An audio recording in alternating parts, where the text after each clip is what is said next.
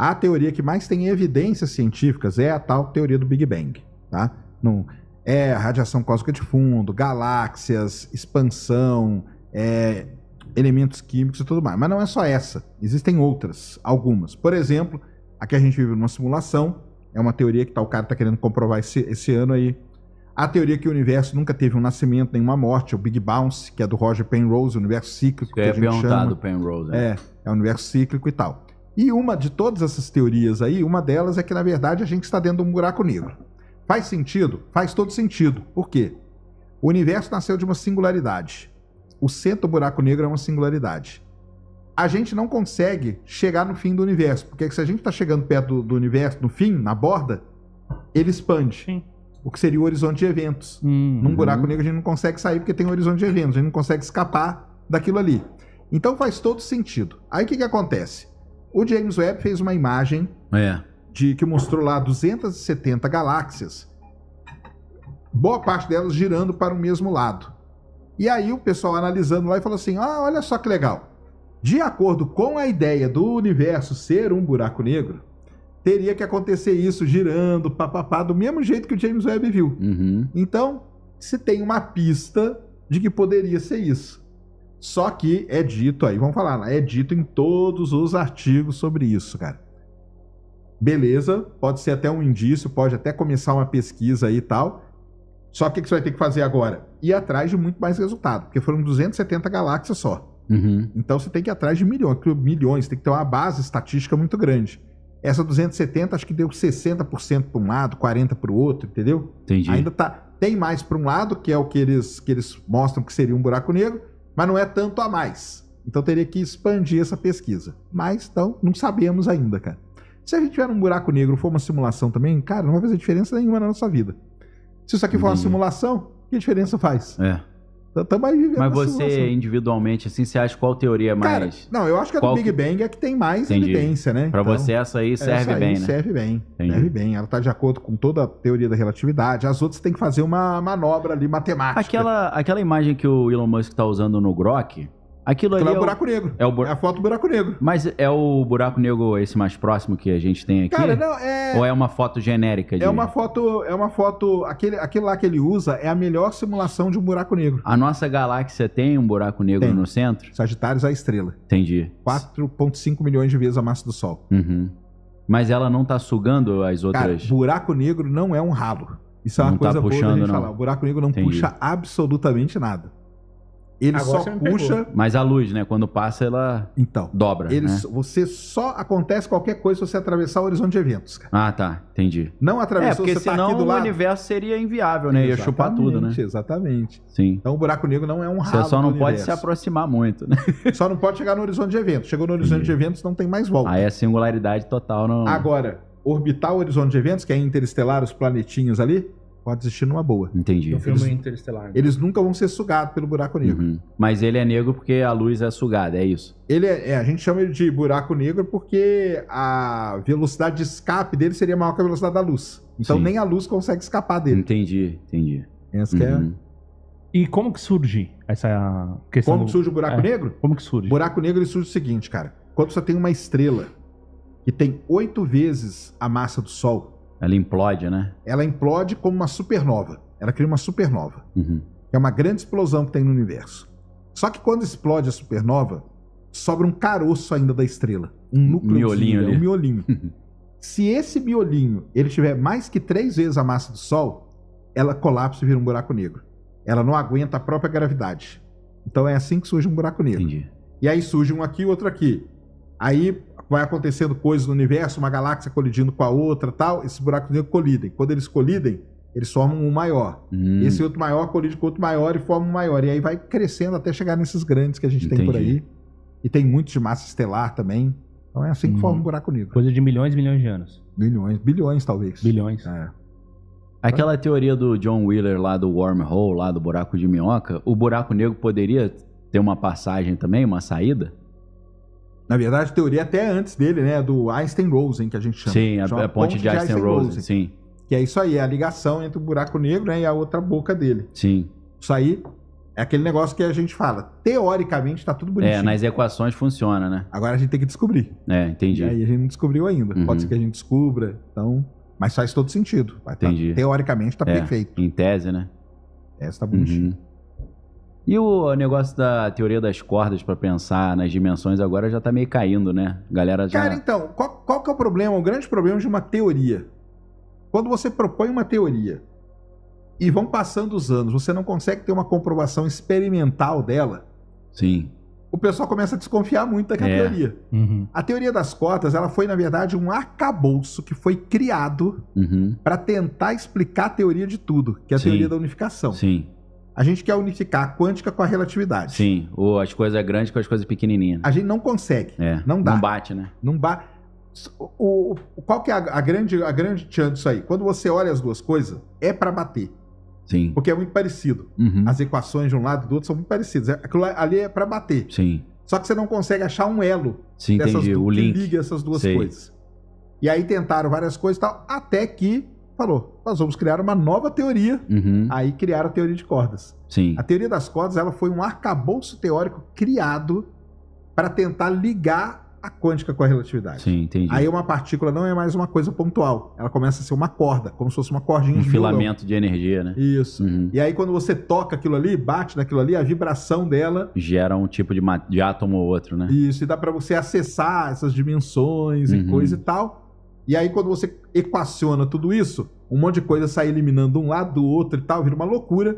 Os caras começam com 29 dimensões, chegam a 11 hoje, eu acho que as melhores equações estão. E tem pontos ali que poderiam ligar a quântica com a... resolver esse problema. Com a relatividade. Então, só que é uma teoria que foi proposta e até agora não teve nada experimental. E aí ela começa a perder força. Isso é meio normal nas teorias. O Einstein propõe a relatividade em 1915, em 1919 tem um eclipse que comprova. Então, ganha força, né? Ganha força pra caramba. E depois foi passando em vários testes e comprovando. E foi aqui no Brasil esse eclipse? Foi Sobral, aqui, né? Sobral, no Ceará. E foi passando por vários e vários testes sendo comprovada. Entendi. Certo? Agora, tem teorias que não passam, entendeu? Aí, a cordas, o pessoal tenta de todas as maneiras, lá no LHC, e olhando coisa e tal. Aí, cara, é uma teoria que já vai ter, sei lá, talvez 20 anos ou mais. Aí ela vai perdendo força, cara. Enfim, é assim que acontece. Pode ser que agora... Eu acho muito legal a teoria de cordas. Eu leio muito um autor que é o Brian Greene, que é um dos caras que mais entende teoria de cordas. Tem 4 livros sensacionais. Os maiores divulgadores, né? Um grande divulgador científico também. Só que, então, hoje a discussão que tem no mundo aí da física é essa: a teoria de cordas morreu ou não? O pessoal tá aí se batendo. Sim. Aí tem congresso aí que a galera falta sair do tapa. Entendeu? Sai uma briga boa, né? Sai briga boa. O que é o Big Bang? O Big Bang é uma das hipóteses, tá? O Big Bang é uma das hipóteses que é sobre a origem do universo, tá? A hipótese do Big Bang, ela descreve o universo como tendo começado de um ponto extremamente quente e denso, que se expandiu e se expande até hoje, né? Com o universo assim. Uma coisa muito importante do Big Bang, não é que a Via Láctea estava lá dentro, pequenininha. Não é que tal coisa estava lá dentro. Não é que a gente estava lá dentro daquele ponto pequenininho, não, tá? O início do universo, pela hipótese do Big Bang, é que o universo ele era um estado de matéria altamente denso, altamente quente, onde você tinha ali o que a gente chama de uma sopa de quark muons, tá? Essa sopa de quark muon seria a sopa primordial, é o plasma quark muon que a gente chama, ou QGP. É o que a gente fala que é o estado da matéria primordial, tá? Primordial. Foi essa sopa aí de quark muons que começou então a ter ali as flutuações quânticas começaram a acontecer, porque se nós estamos falando de quarks, se nós estamos falando de muons, nós estamos falando de partículas subatômicas. Se nós estamos falando de partículas subatômicas, nós estamos falando de quântica, tá? Então, essa sopa de quark muons, que é o plasma, né? O plasma de quark muons, muons não, cara. Eu tô falando muons, eu tô falando errado, é gluons, tá? Quark gluons, beleza. Eles que constituem os prótons e os nêutrons. Então foram eles que estavam ali. Você tinha um plasma de quark gluon. Desculpa, não é muon não, tá? Você ouviu muon, ouça gluon agora, tá? E a partir de flutuações quânticas, esse plasma começou então a se expandir, e aí à medida que ele foi expandindo, ele criou o hidrogênio e foi criando todos os outros elementos que a gente conhece. O mais legal, né?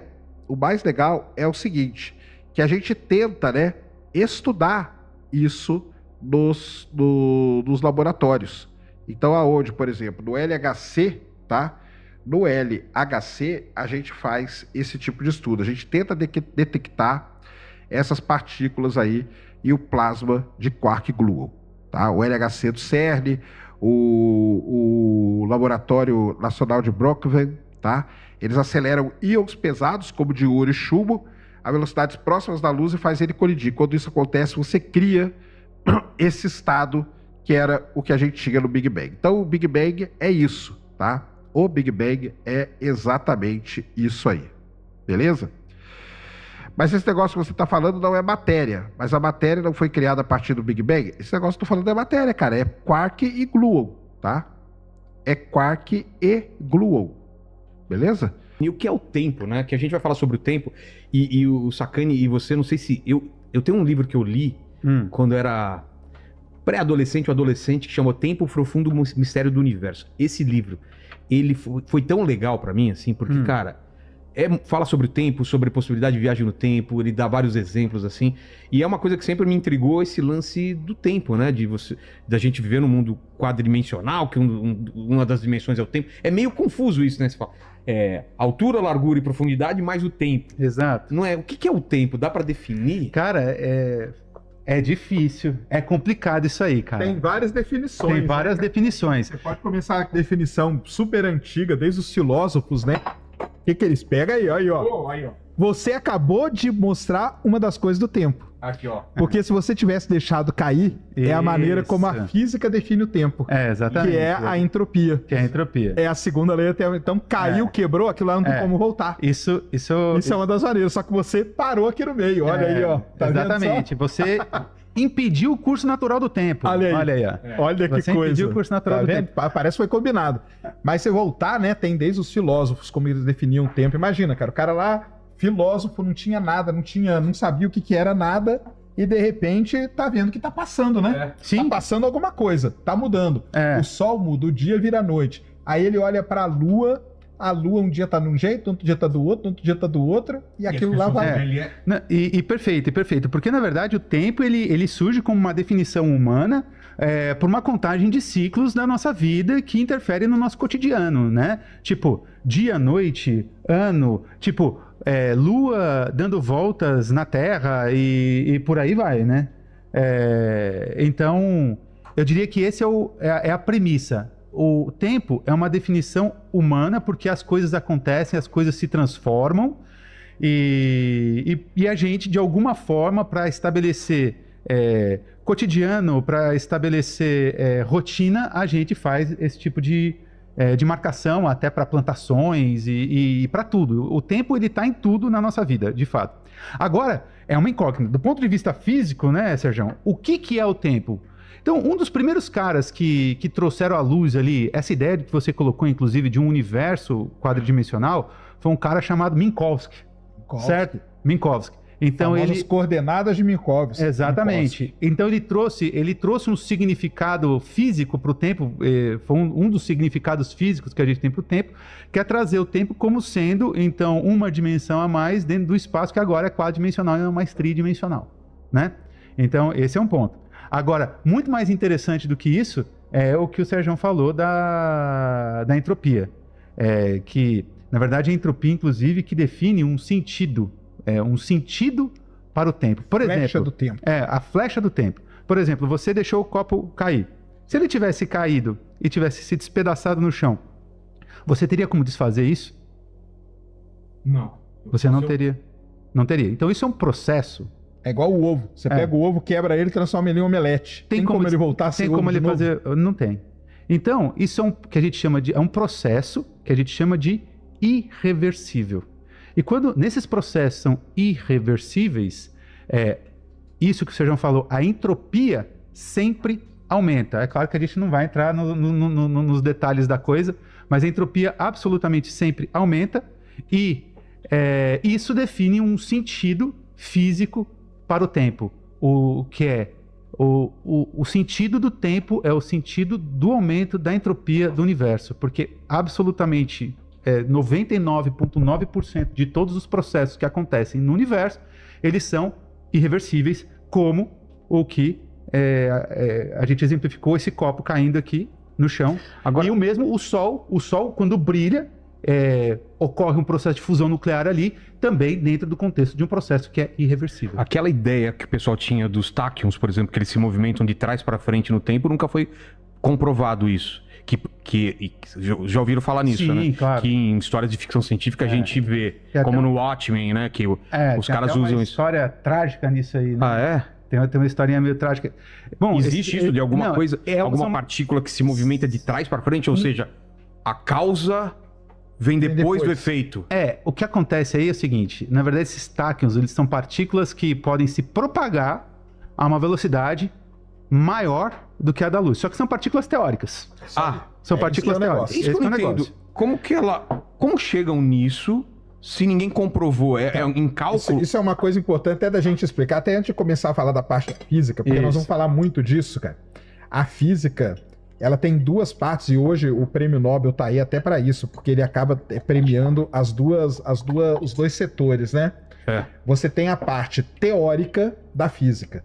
Então o cara vai lá e põe toda a teoria, descreve tudo bonitinho, a matemática tá certinho, as contas estão perfeitas, ele não tá quebrando nenhuma lei, não tá quebrando lei da termodinâmica, lei da gravitação, nenhuma, tá tudo bonitinho aqui no papel.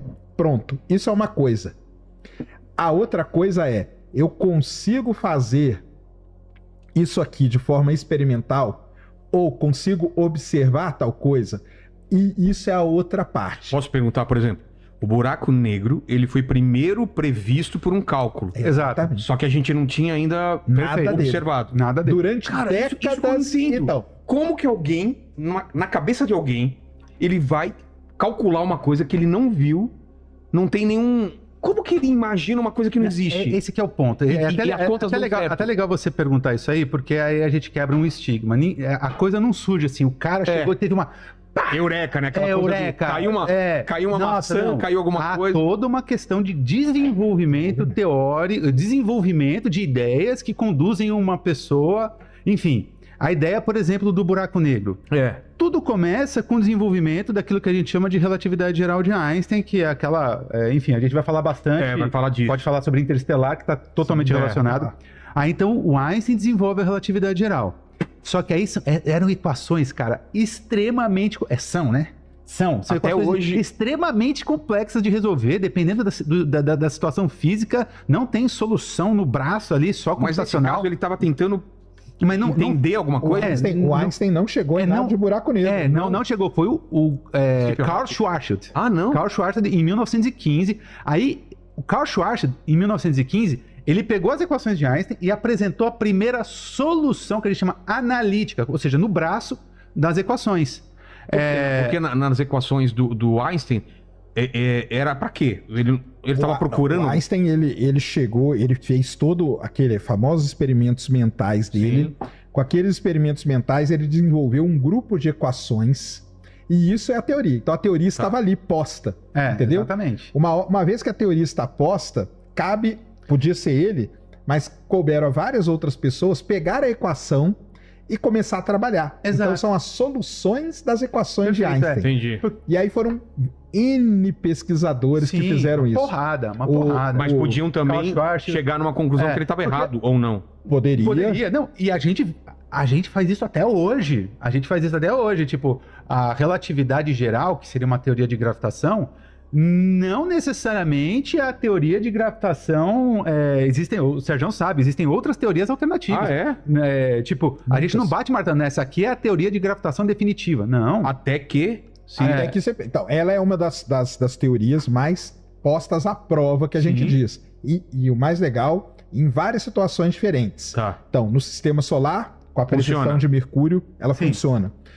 Satélite orbitando a Terra, ela funciona. Buraco negro, ela funciona. quasa não, pulsares distantes e tal. Pulsares distantes Ela funciona. Então ela funciona. Desvio da luz. Desvio da luz por massa. Lentes Então, gravitacionais. lentes gravitacionais, o lance do eclipse. Então o que acontece com a teoria? Ela não pode ser a definitiva, mas em várias provas que ela foi colocada, em várias situações diferentes, situações extremas, Bateu. ela funcionou perfeitamente, cara. Então, assim, Sim. ela seria uma das perto de uma coisa completa. Mas ela é completa? Talvez não. Talvez não. E Talvez não. E a gente talvez isso. nunca E tenha... faz parte. A ciência é assim que a coisa vai. Mas São anos para você desenvolver alguma coisa de fato que a gente pode considerar como sendo absolutamente consolidada. E mesmo assim, dentro da ciência tem isso também.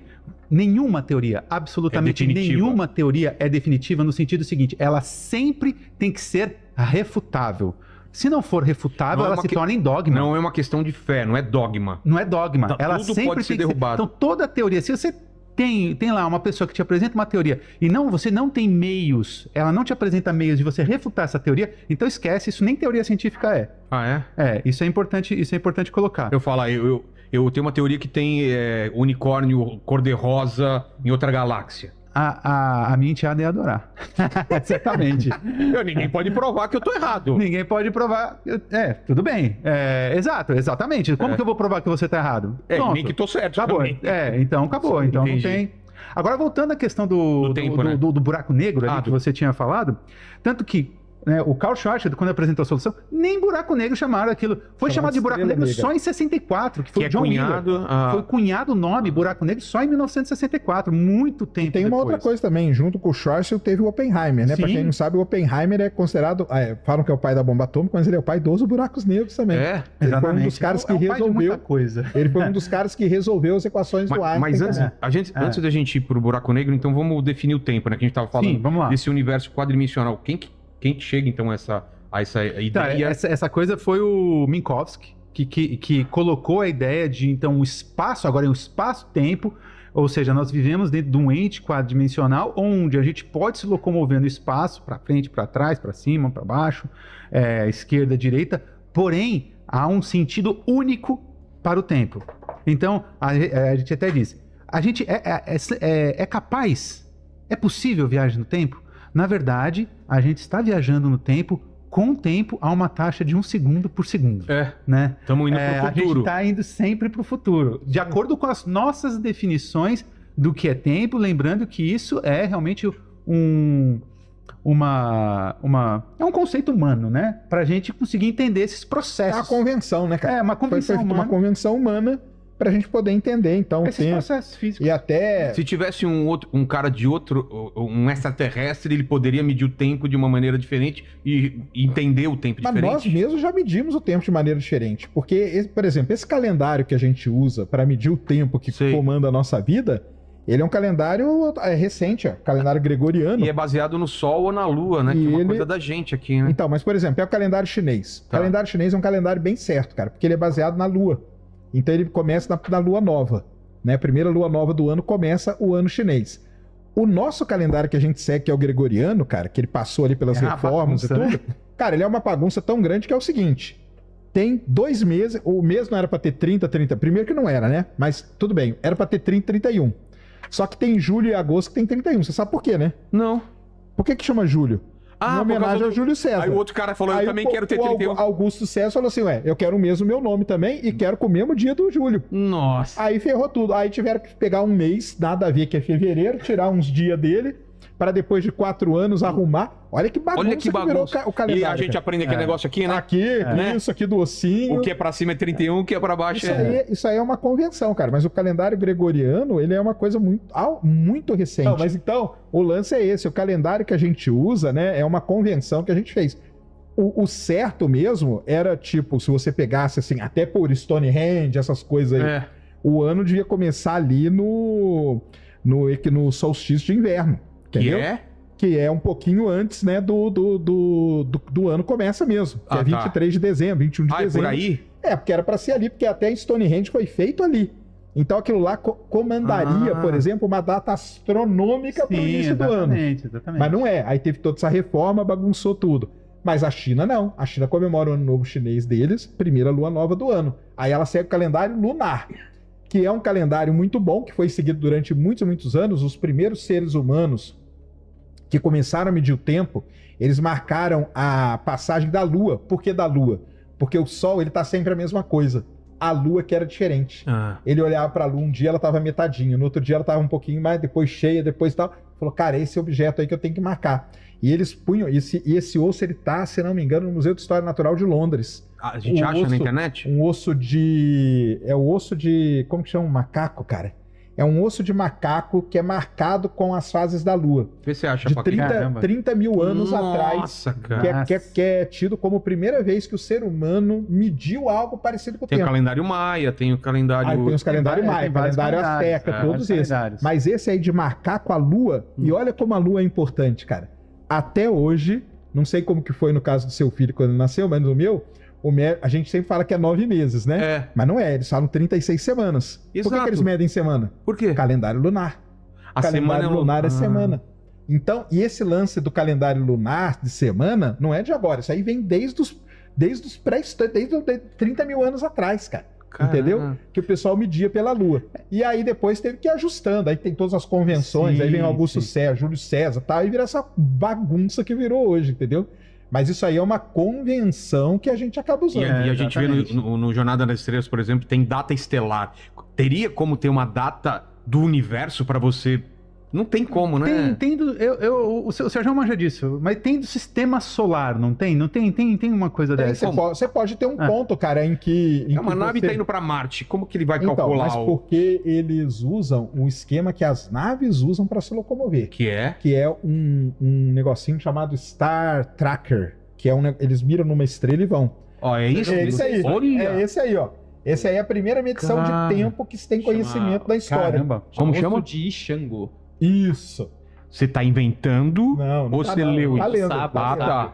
Tá lendo, sabe? Então isso aí, ó, a marquinha que vocês estão vendo aí é as fases da Lua passando. Então isso aí é a primeira vez na história que a gente tem uma medida de tempo feita pelo ser humano. É porque ele olhando a Lua passar. Eu imagino que os povos mais antigos, eles tinham o quê? A observação, né? É isso. Via o Sol, via a Lua, de repente aquilo que você falou, às vezes aparece um cometa, às vezes... a marcação de tempo observando a Lua é muito mais fácil do que observando o Sol, porque é uma coisa que está muito mais Dá clara. pra você ficar nítida. cego também observando o Sol, né? Exatamente. Fica o dia inteiro lá Porque na verdade, o Sol tem uma coisa interessante. Ele muda a posição no horizonte, né? Quando ele vai se pôr ou vai nascer, ele muda a posição no horizonte ali. Só que é muito mais difícil. É muito mais difícil de você fazer marcação de tempo por isso. Agora a Lua tá ali, né? E as estrelas também. As também? estrelas também foram usadas muito porque as estações do ano, você tem constelações próprias de cada estação do ano. Constelação também é um negócio recente, mas tem as constelações chinesas, por exemplo, que são diferentes das nossas, que Indígenas, a gente usa. né? Indígenas, que são totalmente diferentes. Mas elas eram usadas, por exemplo, os egípcios usavam muito a constelação para saber quando que era a época de plantar no Nilo, quando que era a época da cheia do Nilo. Porque as estações, mais A ou posição menos... do céu.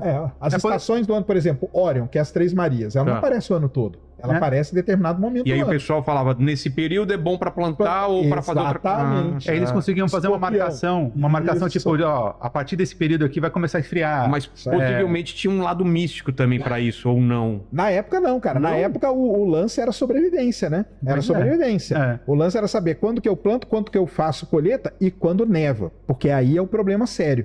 Por isso que a gente tem muita coisa ligada ao solstício de inverno. Porque é um momento trágico para quem vive em país que neva.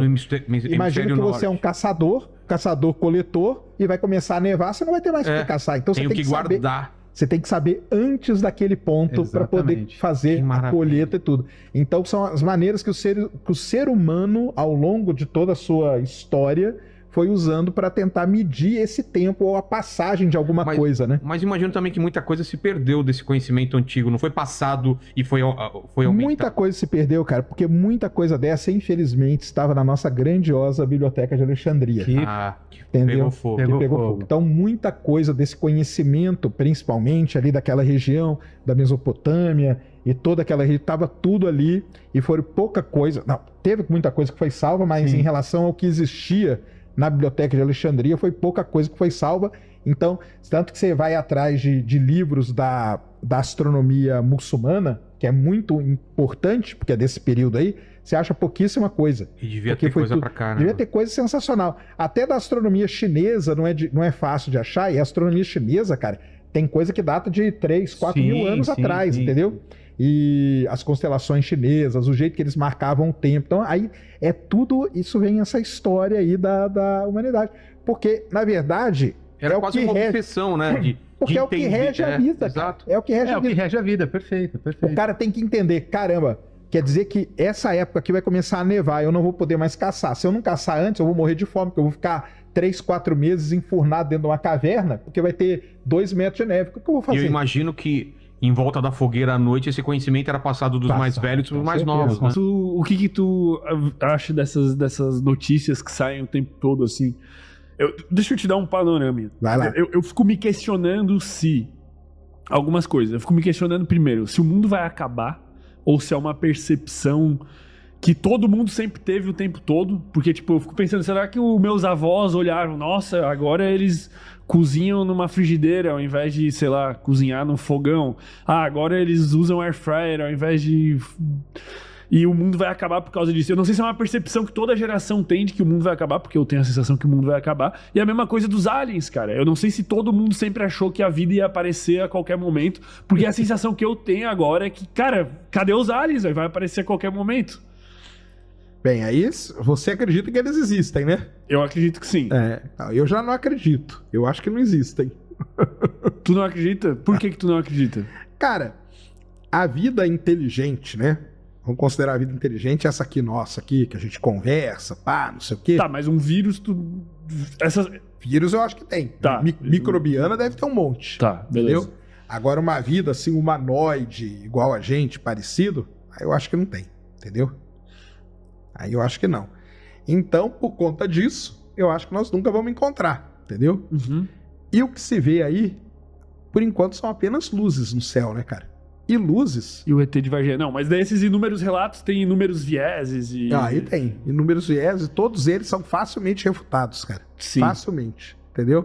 Agora, o que a gente vê é luz. Agora, a luz no céu, cara, pode ser 1 milhão de coisas antes de ser uma nave alienígena, entendeu? Sim. Então, E sempre pode ser uma tecnologia que o governo não divulgou. também, já pode começar por aí, né? Pode ser tecnologia militar de vários governos, pode ser fenômenos naturais mesmo, que tem vários que a gente nem sabe que existe direito. Tipo, sei lá, se tu vê a aurora boreal, já é um bagulho Já é um negócio bizarro. maluco. Mas tem tipos de descargas elétricas, raios e tal, que são diferentes, que a gente, se você ver, você vai pensar que está sendo invadido, entendeu? Uhum. E por aí vai. Então, até ser um alienígena, tem muita coisa. Mas o universo não é infinito. Cara, ele pode ser. Mas as condições para a vida se desenvolver, elas não são infinitas. Mas se o universo é infinito, não existiriam infinitas terras? Não. Por que não?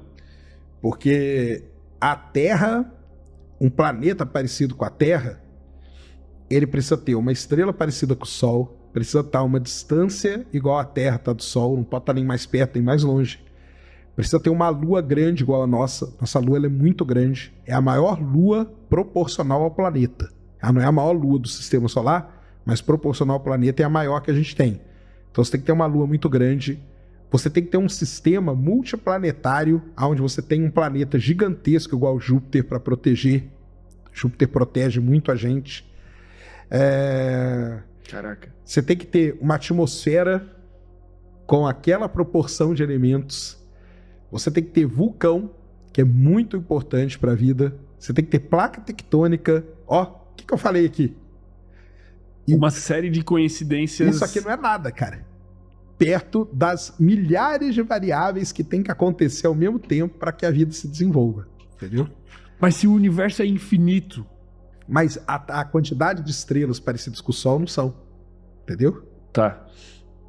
E aí, isso já não é infinito. A quantidade de planetas parecidos com a Terra, rochosos, só rochosos, vamos pensar, já é muito pequena também, talvez. E aí, que esteja numa região, que é essa região onde a Terra está, de distância do Sol, também já é muito menor ainda. E aí vai. Tu não acha isso muito perturbador? Tu se sentiria melhor se tivesse vida ou Eu se não não. tivesse? Eu acho que é tudo muito... Isso aí eu não me perturba, não, cara. Tipo, tu prefere que a gente esteja sozinho? Não, vamos não dizer sei. Não sei o que eu prefiro. Cara, é porque seria talvez a maior acho que quebra de paradigma da história da sim, humanidade. Com certeza. Não, eu até torço às vezes para que descubram, entendeu? Tu ficaria menos triste, sei lá. Eu acho legal. Eu ficaria... Eu não acredito, porque eu não acredito, cara, nos relatos, nas naves, nas luzes. Isso aí eu não acredito, entendeu? Ah, não, porque aí nós vimos, e é uma nave alienígena. Não é, cara. Pode até ser. Só que até ser, você tem um monte de outras coisas que você tem que eliminar do caminho. E no final de todas, questionar ainda a própria percepção da pessoa. Exatamente. E formação de memórias e etc e tal. Não, eu entendo o que tu quer dizer. Tem alguma história dessas de alienígena que tu ficou balançado assim, sei lá? Cara, eu tenho vários porque eu fui ufólogo já, né? Ah, tu foi ufólogo também. Ufólogo, Eu entrevistei muita gente. Mas na época tu acreditava daí? Acreditava que existia. Caraca, qual foi a entrevista? Cara, então, porque aí você começa a estudar, aí você vê que é um negócio que é muito pouco provável, né? Tá. Que exista, entendeu? Mas eu acreditava, estudava, lia pra caramba, sou amigo de vários ufólogos aí, entendeu? E tá tudo bem. Eu tenho a minha ideia e eles defendem as ideias deles lá e continuamos amigos. Mas qual foi o momento que mudou isso pra ti? Tu foi, tipo, cozinhando na tua cabeça? Não, aí... então, porque aí tem coisas, assim, terríveis dentro da ufologia. Tá. Entendeu?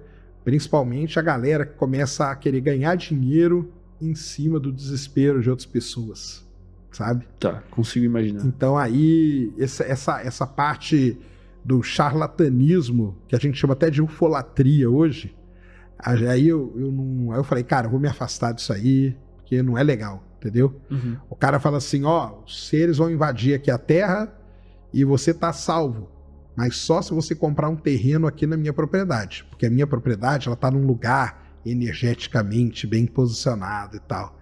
E aí você vai lá, cara, você às vezes tá meio que fragilizado por alguma coisa, passando por um momento ruim, você vai e entrega sua casa, seu carro, tudo pro cara. O cara pega sua grana e foge, entendeu? Entendi. Então, esse lance de que eu comecei a ver de alguns começando a usar a ufologia para arrancar dinheiro de uma galera necessitada, e muita gente necessitada ainda. Eu vi cara fazer empréstimo gigantesco e dar tudo pro outro cara, entendeu? Só para ele se livrar de ser abduzido. Que isso, cara. Então aí não dá. Aí eu meio que me afastei. Mas continuei amigo de vários. Mas aí isso foi mudando o teu pensamento também. Não. Aí saí na ufologia e depois eu comecei a estudar, né? Mais a fundo também tudo, né? E vi, cara, ter um planeta não é uma coisa tão simples assim, entendeu? A vida se desenvolver num planeta é mais complicado ainda, entendeu? Mas aconteceu, uma vez, aqui. Aí o pessoal, pode acontecer. Eu acho que a vida, ela aconteceu em vários lugares. Só que ela se desenvolver a ponto de chegar no que a gente aí já é mais difícil, porque são muitos parâmetros para que ela aconteça dessa maneira. Então, esse negócio do multiverso, talvez a matéria escura seja criada por algum tipo específico de buraco negro. Porque se a gente não sabe também... Então, não sai. São esses mistérios aí que tem na astronomia, né? Sim. Buraco negro a gente já fizemos uma foto de tentamos estudar alguns, só que é muito complicado. As coisas que acontecem ali perto dele meio que desafiam várias explicações, sabe? Uhum. Mas tem o pessoal que estuda buraco negro. Matéria escura, também a gente não tem ideia do que é. Isso é um dos grandes mistérios mesmo da astronomia. Mas a gente sabe que existe. A gente sabe que ela existe, mas a gente não vê. A gente sabe que ela existe, mas a gente não sabe o que ela é. Isso é muito engraçado. Isso é esquisito, né? É muito esquisito. Por isso que o pessoal dá o nome de matéria escura. Não é que ela é escura. O escura, essa palavrinha dark lá que os americanos usam, é meio para dizer que é um negócio misterioso, entendeu? Obscuro, assim. Obscuro da gente não entender. Não tem entendimento. Saquei. Mas o que é a matéria escura? A matéria escura, imagina que ela é uma cola invisível. A galáxia, já viram a foto de uma galáxia? Que é tipo um redemoinho, né? naturalmente, se você olhasse aquilo ali, aquelas estrelas que estão na ponta, era para tudo sair voando pelo universo, porque a galáxia está girando, não ia ter... O que segura aquelas estrelas junto com a galáxia? É a força da gravidade da galáxia? Ah, mas ela atua até um certo ponto. Então, a matéria escura seria isso. Ela está ajudando a manter as coisas meio juntas. Tá? Então, isso que é a matéria escura. Só que a gente não sabe, a gente só consegue verificar a presença dela em coisa que é muito longe e muito grande. Uhum. E aí o pessoal tem mais ou menos uma noção de onde que ela está, de como que ela é, mas a gente sabe que ela está em todo lugar. Uhum. Então, isso é a matéria escura. E a outra coisa é a energia escura. Tem energia escura, que é o não contrário. Tem nada a ver. Não tem nada a ver. A energia escura é o seguinte, o universo está expandindo. Desde que ele nasceu, vamos dizer assim, né, ele nasceu numa expansão grande que a gente chama de Big Bang. Ele está expandindo, ele não para. Imagina você pega um balão e começa a encher ele. Aquilo ali é o universo. Só que ele não está expandindo em velocidade constante, ele expande acelerado. Quanto mais longe você está, mais rápido você anda. Uhum. Olha que doideira. Como assim? O pessoal conseguiu ver determinados objetos que estão muito longe. E esses objetos muito longe, eles têm uma velocidade maior do que os objetos que estão mais próximos. Então, ou seja, Mais eles próximos estão... do centro do universo, é isso? mais próximo da gente, né? A Tá. gente pode estar no centro do universo. A gente é a No referência. universo, a gente que é a referência. Tá. Então, a gente fala que o universo ele expande, mas todo mundo pensou que ele expandia constante, uma velocidade constante. Sei lá, 3 km por hora ou 20 km por hora por ano, vamos supor assim. Mas não é. Quando você está muito longe, ele está expandindo mais rápido. Uhum. O que está fazendo isso? É a tal da energia escura. Ela está empurrando as coisas mais rápido no universo. Ela é uma energia. Então ela atua ao contrário da gravidade. A gravidade não puxa as coisas. Uhum. A matéria escura não tenta unir as coisas. A energia escura tenta expandir as coisas. Que a gente Deus. não Tá sabe o parecendo que é. aquele meme também. do... Se a gente descobrisse a matéria escura, o que a gente poderia fazer com ela?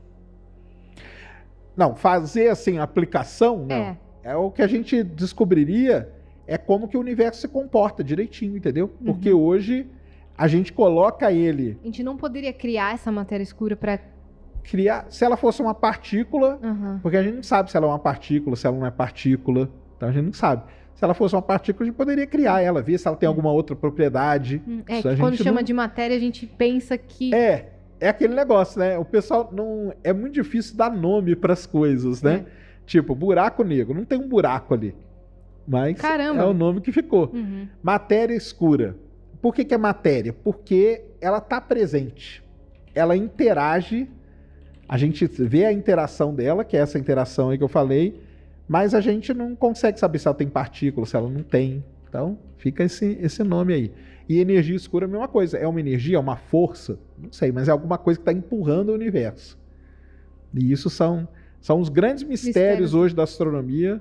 São esses aí, são projetos no mundo inteiro, observatórios, telescópio, tudo tentando descobrir essas duas coisas aí. Essa é muito interessante, né? Porque muita coisa na ciência, principalmente quando a gente fala de física, né?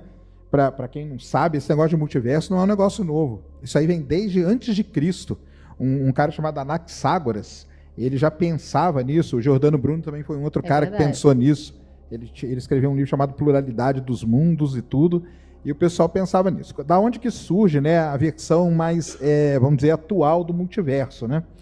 Ela surge de você tentar... Existe uma coisa na física hoje, que o pessoal tenta unir a relatividade. Relatividade é uma parte da física que cuida das maiores coisas do universo. Buracos negros, aglomerados de galáxia e tudo mais, com a física quântica, que é o que cuida das menores coisas do universo, partículas subatômicas. Existem muitas semelhanças quando você começa a analisar, e muita gente acha que deve ter uma teoria que unifica tudo isso. O problema é que a gente não consegue até hoje, isso aí foi a vida do Stephen Hawking inteira, foi atrás dessa teoria da unificação, ou teoria de tudo, que o pessoal já deve ter ouvido falar, mas até hoje a gente não conseguiu. E da onde que surge o multiverso? O multiverso surge daí, basicamente. Por quê?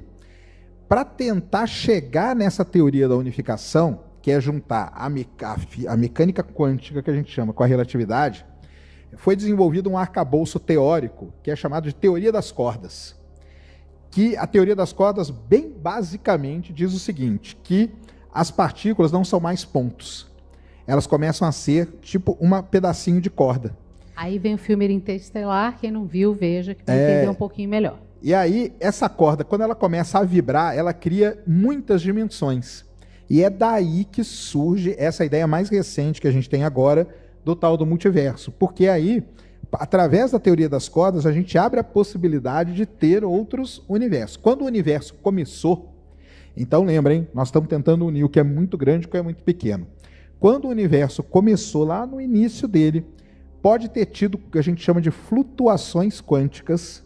E aí, se a teoria de cordas for uma coisa que realmente for comprovada, no momento do início do universo, pode ter vibrado aquela corda e criado outros universos. São os universos paralelos. Um jeito assim da gente ver isso, porque isso é muito abstrato.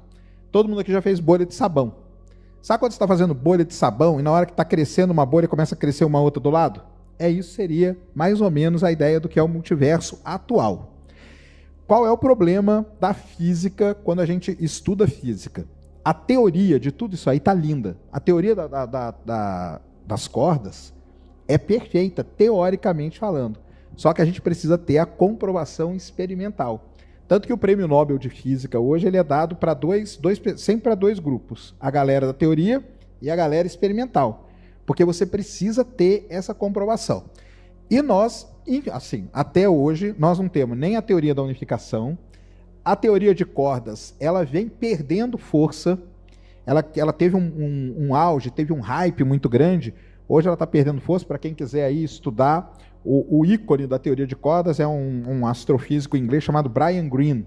Ele tem uma série de 4 livros que são sensacionais. É O Tecido do Cosmos, Realidade Oculta, Universo Elegante e O Fim de Todas as Coisas, eu acho. São 4 livros onde ele destrincha tudo sobre teoria de cordas, multiverso e tudo mais. Esse é o cara que estuda. E nós temos o famoso mapa da radiação cósmica de fundo do universo, que é a radiação que veio lá do Big Bang. Da onde que a teoria do multiverso começou a ganhar muita força? Alguns pesquisadores, analisando esse mapa, eles viram regiões ali que eles falaram, caramba, essa região aqui ela está muito diferente, está muito anômala com relação ao resto. Sabe o que é isso? É o ponto onde um universo está tocando o outro. Só que, de novo, né? A gente, teoricamente, é assim. Só que a gente precisa comprovar isso experimentalmente. Assim, só tirar uma dúvida. Se você fosse o astronauta, você ia ser que nem o Cooper do filme Interestelar? Você ia se enfiar lá no buraco negro? Aquilo ali é uma aberração inominável, porque... eu quero... Mas você seria o Cooper? Mas sem nenhuma dúvida. Sem nenhuma dúvida. Explorar o novo universo. Mas a minha provocação, como eu não sou cientista, né? Eu sou um curioso, a minha provocação é mais assim, um desdobramento do mito da caverna, do Platão. É que toda a percepção de realidade é uma abstração mental de cada um de nós. E aí nós temos um problema, o ser humano, a inteligência humana, tem um problema grave nos extremos. Então é o seguinte, o que a gente não conseguir quantificar, a gente arbitra. Inclusive, nas teogonias todas, acaba fazendo isso. Então, as comunidades tradicionais, os indígenas, configuravam a deidade no sol, não é? Que parecia ser inalcançável. Aí vem os cristãos e quantificam vamos dizer, numa antropomorfização da deidade. E assim eu quero provocar, porque a grande questão não é para mim teórica, volto a dizer, é uma abstração de filosofia, ciência, não é? Filosofia da ciência. É que você diz assim, por inferência, que o universo originou-se de uma singularidade, e aqui paramos. O que diabo é singularidade? Que conteria em si mesma toda a quantidade de tempo e espaço hoje conhecida, e deriva de uma observação, é que o universo está em expansão acelerada. Se ele está em expansão acelerada, eu fazendo um rewind, desacelerando proporcionalmente, eu chego nesta singularidade, e a ciência para aí. Ora, não pode parar aí. Por quê? Porque na filosofia da ciência haverá sempre um antes. E para os físicos, os cosmólogos, é sem sentido a pergunta antes, porque o próprio tempo teria sido fundado neste Big Bang. Ora, vamos agora buscar uma terceira igualdade que seria igual a uma segunda, portanto, iguais entre si. O que é um buraco negro? Um buraco negro é um corpo celeste que tem uma gravidade tendente ao infinito, de forma tal que atrai para si toda a matéria na sua circunstância, inclusive a luz, que nem peso tem, o fóton. Né? Tá. Mas vem, adquire tudo. E vira o quê? O que é o core? O que é o coração de um buraco negro? É uma singularidade. Singularidade. Tanto que tem a teoria que diz que o universo pode ser um buraco negro. É isso. Pronto. Mas a intuição que eu tenho é que quando você chega nessa singularidade, há uma explosão para outra dimensão. Ah, sim. Aí Entendi. fica mais razoável, sem precisar Aí fica mais mergulhar razoável. no universo, numa casca de nós. Mas aí, mas aí você tem... Pode levantar, eu Não, das cordas. e você tem uma colocação muito interessante, porque nessa coisa toda de interpretação do universo, todo mundo acho que viu aquele filme que ganhou o Oscar, que é o... Tudo ao mesmo tempo agora, pra Isso. sempre. Aquilo lá é baseado numa visão filosófica do universo, Isso. chamado universo em bloco. E aí no universo em bloco é onde você consegue... Aí não tem esse... Aí você tem antes, você tem depois e tudo coexistindo ao mesmo, tudo no mesmo momento. Por isso que o filme tem aquele nome. Sim. Então, por exemplo, o seu amanhã, você sabe o que você vai fazer amanhã? Você sabe. Sei. Você sabe, a não ser que aconteça alguma coisa. E eles explicam isso até no universo em bloco, que são algumas variações que podem acontecer. Mas você sabe exatamente o que você vai fazer amanhã. Ué. Então, a galera do universo em bloco, os filósofos, eles falam que o hoje não é um dia especial. Essa que é a visão deles. Porque a gente tem noção que hoje nós estamos vivendo um dia especial. Hoje não é especial. Do buraco negro, o Einstein já meio que imaginou que existiria pelas equações. pelos cálculos, é? Ele imaginou, só que ele não chamava, o pessoal chamava na época de estrela negra, né? Ah, é? Aí não foi só o Einstein, porque aí o Einstein fez uma coisa. E aí na verdade, né, uma outra coisa também, né? Naquele momento da história, tinham várias pessoas trabalhando naquilo ali. Tá? Tanto que o trabalho da relatividade de Einstein veio do Maxwell, uma parte, né? Que ele, veio uma parte do Maxwell, veio uma parte de outros caras. Eletromagnetismo. Tá. E aí, tem um cara muito importante nessa história toda, que é o Schwarzschild. Entendeu? Esse Schwarzschild, ele calcula, é ele, na verdade, porque aí o Einstein bolou todas as equações. A gente chama equações de campo da relatividade. Publicou, tal, tá ali. Foi ele que fez. Que ele faz tudo essa mais. parada? Cara, é tudo da cabeça. O cara muita treta, cara. Como que é esse? É muita parada? treta. São experimentos mentais que a gente fala, que isso diz que ele era muito bom, era nisso, cara. Ele fazia experimentos mentais. Toda essa abstração, pra ele isso era tranquilo. Ele cara. pensava no conceito, desenvolvia o conceito e depois ele fazia parte da álgebra e tudo mais e transformava aquilo na equação. Só que o mais difícil na cabeça dele é, eu preciso montar o cenário. Entendi. Entendeu? E ele tinha os conceitos muito bem colocados na cabeça dele. Tanto que o Einstein era o rei de fazer analogia com trem, né? Ele adorava fazer analogia com trem. Porque ele ficava pensando, né? Era o que tinha lá onde ele morava, né? Na Suíça lá, ele ficava pensando, o trem tá passando ali na minha janela, isso o cara joga a bolinha, isso outro aponta uma luz, e ele ia imaginando tudo aquilo, bolou tudo. Aí então as equações dele estão prontas. Certo. O que nós vamos fazer com essas equações? Aí aparece uma galera para usar as equações dele. Então teve o Friedman, que é um cara muito famoso, teve os russos lá também que usaram muito a equação dele, e teve esse cara que foi o Schwarzschild, que é um cara muito famoso dentro desse contexto todo da relatividade. O que ele faz? Cara, ele começa a imaginar o seguinte, poxa, com essas equações aqui, a gente consegue aplicar... O Friedman, primeiro, foi um cara que começou a aplicar isso no lance do início do universo. Tá. Big Bang e tal. Foi o Friedman, foi esse cara muito famoso nessa parte aí. E o Schwarzschild pega aquilo ali e fala, caramba, com isso aqui agora, a gente vai conseguir estudar, cara, a vida de estrela. Uma estrela morre e tal, não sei o quê. Aquele coisa ali é um sistema relativístico. E o Schwarzschild é que acaba bolando meio toda a ideia de buraco negro, porque ele vai pegando estrelas. Uma estrela que tem a massa igual ao Sol. Como que ela vai morrer? Uma estrela que tem duas vezes a massa igual ao Sol. Ninguém até então tinha pensado sobre isso. Ninguém tinha. Nascimento até a morte de uma estrela, o que aconteceria? Porque precisava desse ferramental que foram as equações de campo do Einstein, entendeu? Entendi. E aí o cara, eles já estavam estudando, Mas vendo... você sabia, por exemplo, o Sol... Não, você sabia que o Sol era uma estrela, isso aí já sabia. Mas isso aí sabia a composição. Sabia a composição. Mas sabia mais ou menos a idade dele. Mais ou menos sabia mas também. Mas o ciclo de vida a gente não sabia primeiro, porque a gente não tinha tanta né, que nem ferramental de física, e também a gente não tinha equipamento. Pra observar. Então, como que você descobre como uma estrela nasce e morre? Você olha uma pancada de estrela parecida. Entendi. Então, é como você vê se várias pessoas na rua, você vai falar, isso aqui é uma criança, isso aqui é um adulto, Entendi. isso aqui é um idoso. Tem que ter verdade. uma... Tem que ter uma amostragem que a gente chama de maior. estatística, né? Tá. Então Pra esse poder cara fazer ele isso. começa a aplicar para estrela. Então, só que ele começa a fazer isso teoricamente, né? Então, se tiver 2 vezes a massa do Sol, 3 vezes a massa do Sol, e vai fazendo. Pra onde vai convergir essa massa, né? Entendi. Quando ele chega ali em 8 vezes a massa do Sol, ele, opa, aqui que acontece acontece? um negócio diferente, entendeu? Que aí é quando acontece uma supernova e depois da supernova que pode desmembrar, ou virar um buraco negro ou virar uma estrela de nêutrons.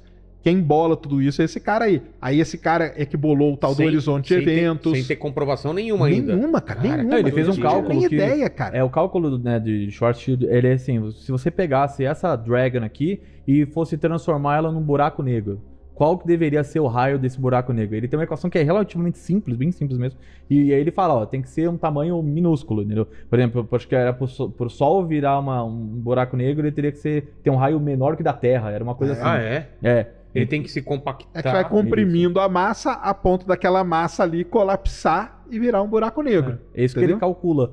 E isso aí abre a cabeça de um monte de gente. Porque quando você chega no ponto onde a massa vai ficando muito comprimida, você vai ter um volume infinitamente pequeno, né, que Sei. tende a zero. Você vai ter uma densidade que tende ao infinito e você vai ter uma temperatura que tende ao E infinito. a gravidade, o que acontece quando você compacta? Ela aumenta? Ah, boa pergunta, hein? Então, aí o buraco negro ele cria um campo gravitacional tão forte que nem a luz consegue escapar dele. Apesar dele ser menor, o campo é muito maior. Ele vai distorce tanto aquele O tecido, o tecido, lençol, né? que ele vai descendo e desce tanto que tudo que passar ali cai e não volta capturado. nunca mais. Volta nunca mais. Essa é a ideia Mas do essa buraco ideia. negro. Mas a gente já teve um programa que a gente falou sobre buraco negro que é errada a ideia do ralo, né? Não é um ralo. Não é um É um ralo. ralo 3D. Isso que é muito difícil de pensar. Por Não, quê? é que ele não é um ralo que ele no sentido que ele tá sugando tudo. É. Ele só suga o que passa pelo quê? Raio de Schwarzschild, que a gente chama de horizonte de eventos. Sim. Mas, por Então, exemplo, passou por aquilo ali, Tem um buraco negro no centro da galáxia, por exemplo. nós não estamos sendo puxados para Não. ele. Em nenhum momento vai chegar um momento que a gente vai ser puxado? Não, a ou gente tá em equilíbrio atualmente. É, porque eu achei que ia vindo, ia puxando uma hora, tudo ia ser... Então, e esse que é esse conceito que o pessoal tem, que é um ralo que tá ali puxando, sugando. Não tem. Não é. Tá, é só lembrar do filme lá do Interestelar que você tem os planetas orbitando o buraco negro e tá tudo bem, cara. Se você tirar verdade. o Sol e botar um buraco negro da mesma massa, você só não vai ter Você luz. só não pode chegar lá perto. Você não pode atravessar passar um certo horizonte de eventos. Não que você vai Nossa. sobreviver, né? Até lá, É. né? Mas... É. Mesmo perto do horizonte de eventos, já tá Aí já começam os efeitos Não, relativísticos. antes do horizonte, Isso. já começa a ter efeito. Já começa a ter efeitos relativísticos. São as estrelas que a gente. Como que a gente sabe disso? A gente olha pro centro da nossa galáxia, que tem um buraco negro ali de 4 milhões de vezes a massa do Sol. Que nem é muito grande. Você olha não, o que tem no não, universo. perto dos que tem por aí, ele é pequeno. Só que a gente vê as estrelas girando loucamente ali em volta dele, perto dele. Vê ele pegar um pedaço de uma nuvem de gases, esticar ela. Vê ele engolir uma Que estrela de vez em E é quando. um monte de estrela que você tem os caras montam um gráfico disso dos últimos 20 anos. E as Legal estrelas demais. girando que nem muito louca. rápido. É. Você vê ela devagarinho, ela passa perto e dá uma chicoteada, assim. Quando ela tá longe, ela tá mais devagar. Sim, Quando é. ela passa perto por causa da atração gravitacional, ela vai rápida. E às vezes pode dar uma perturbação que parte dela entra no horizonte de eventos. Entrou, se ferrou. Aí ele puxa. Entendi. E aí ele come. engole. Quando ele come, ele cresce Sim, na prática, sim. O Ele raio de cresce em Schwarzschild massa, vai né? e crescer. aumenta, e Não, expande raio- o horizonte de eventos ou não? E sim, o raio de Schwarzschild vai aumentar porque você vai ter mais massa ali. E o buraco negro dá em quê? Se ele Ai, crescer bastante. Essa é uma boa pergunta. Essa Ninguém é a sabe. grande sabe ainda? Porque lá no centro dele tem um negócio que a gente chama matematicamente de singularidade. É. Que é onde tem a famosa, né, divisão por zero. É. Porque é o volume, densidade, é massa dividido por volume. Buraco negro é um lugar que você tem massa tende ao infinito, E o volume. volume tende a zero. Então, o que acontece ali? É. E aí você tem a gente até o engraçado é que essa parte de você ter o buraco negro é só meio que quase por observação, né? A gente não consegue saber exatamente até onde um buraco negro consegue crescer. Tem até umas estimativas baseadas não é no comprimento de Planck, acho que era. Tem o pessoal faz, e né? aí, só que, assim, a gente vai observando, esse maior buraco negro, o Sérgio, né, sempre, o maior buraco negro que a gente achou, passa 2 anos, achou maior ainda. É isso aí mesmo. E aí você vai... e vai se tornando muito mais complexo você analisar isso, porque você começa a ter efeitos muito mais longe do buraco negro, né? Porque você, por mais que você tenha, ele não seja um ralo... Mas a gente pode estar sofrendo o efeito do buraco negro e não saber? Não, nós aqui não. O nosso é pequeno, o nosso tem 4 milhões de vezes a massa do Sol. Ele tem além do horizonte de eventos, tem um raio de ação dele. O nosso é pequenininho, o raio de ação dele. A gente tá falando de buraco negro com bilhões de massas solares, né? Muito maior. Entendi. Que a gente mede em bilhões de massas solares, ou seja, um Sol, entendeu? Tem um buraco negro de 4,8 bilhões de massas solares. Se a gente manda uma sonda em direção a esse buraco negro, ela vai chegando antes do horizonte de evento e ela já começa a ser puxada? Tem a distância que você calcula ali. Do nosso eu não sei qual é, mas tem uma distância que ela vai começar... Não é que é ser puxada, ela começa a ter esses efeitos relativísticos. O sinal começa a não chegar, demorar muito pra chegar. Exatamente, começa a demorar muito e ela pode sofrer uma perturbação e ir embora para dentro. E tem uma hora que o sinal não chega, não é porque ele não foi emitido, é porque a dilatação temporal é tão grande, mas é tão grande que o sinal... Ele tá tentando vir, mas o negócio tá dilatando mais do que ele tá vindo.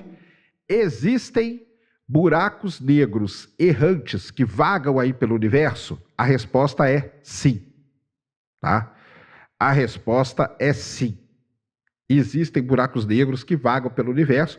Tem um pesquisador aí, eu agora esqueci o nome dele, mas ele é muito famoso, ele descobre vários buracos negros vagando pelo universo. Um buraco negro pode ser invisível? Pode ser invisível, tá? Um buraco negro de massa estelar, que a gente fala, então, para quem não está ligado nisso, né? Os buracos negros, a gente divide ele, classifica ele na questão de massa. Então tem os buracos negros de massa estelar, que vão até ali centenas de vezes a massa do Sol. Tem os buracos negros de massa intermediária, que são de milhares a centenas de milhares de vezes a massa solar. Tem os buracos negros supermassivos, que são milhões de vezes a massa do Sol. E hoje os astrônomos, eles criaram uma nova classificação, que são os buracos negros ultramassivos, que são os buracos negros de bilhões de vezes a massa do Sol. Os buracos negros supermassivos e ultramassivos, esse a gente identifica. Os intermediários, até hoje a gente não tem uma identificação inequívoca. A gente acha que ele deve existir, porque a gente vê o pequeno, a gente vê o grande, então deve ter alguma coisa no meio. Só que nós nunca detectamos. E os de massa estelar a gente detecta pelo LIGO, pelo Virgo, através de ondas gravitacionais. Porém, dizem, né, os astrônomos fizeram a conta aí, fazem uma estimativa que existam 100 milhões de buracos negros de massa estelar só na Via Láctea. E boa parte deles a gente não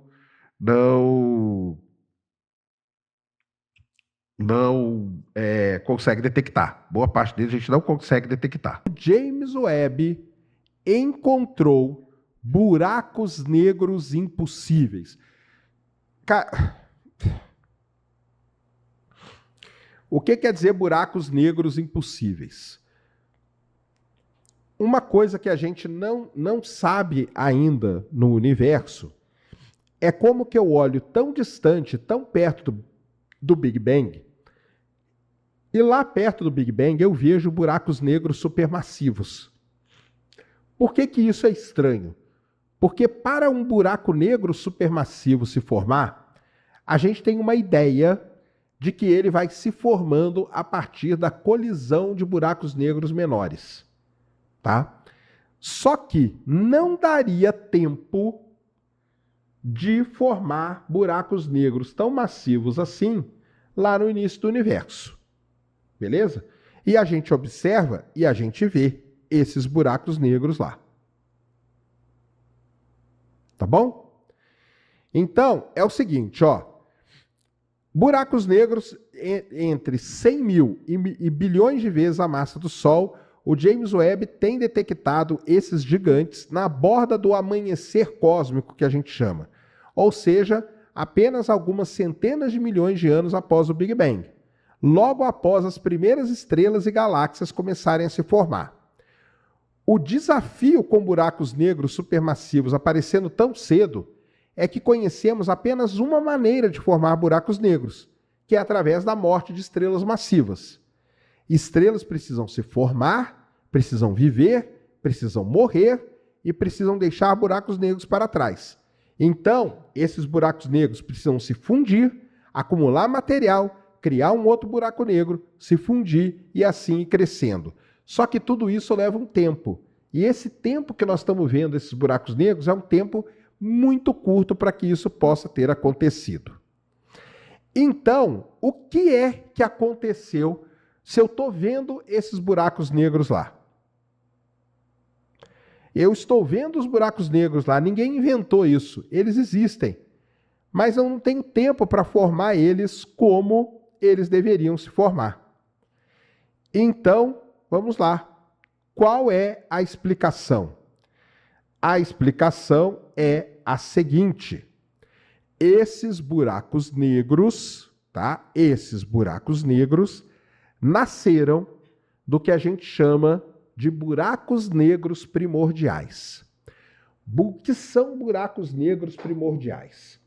Buracos negros primordiais foram buracos negros formados no início da vida do universo, quando grandes nuvens de gás e poeira colapsaram direto para um buraco negro. Elas não... Sabe esse ciclo todo que eu falei para vocês? A estrela se formar, a estrela viver, a estrela morrer, formar buraco negro? Tudo isso é pulado. Porque as nuvens de gás e poeira colapsam diretamente, se transformando em buracos negros.